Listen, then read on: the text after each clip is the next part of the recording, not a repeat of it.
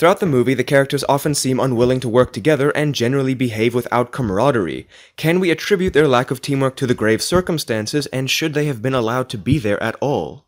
You cannot attribute it to those circumstances because the teams are selected when they go down there. Psychological tests can be beaten by people who are intelligent. However, the team itself will not allow themselves to be abused and treated the way they talk to each other. It does not happen. You've got to work together. That's what team means.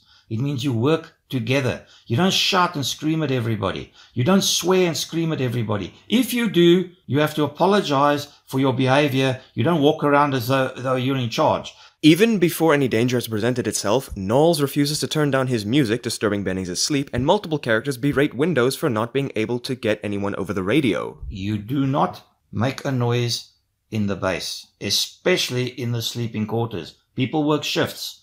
And because people work shifts, scientists have experiments, sometimes they'd run and they only get a couple of hours sleep. The sleeping quarters is the quietest place on the base. You don't hear anything in there. And you do not scream and shout and abuse the radio operator because of radio communications. There are two people in the base you do not abuse. One is the cook, the other one is the radio operator. These days you can pick up a satellite phone and you can phone home. In those days, the radio operator was your only means of communication. He decided whether you got a letter, whether you got a phone call. You do not abuse him the way he does. And those people don't even understand way radios work.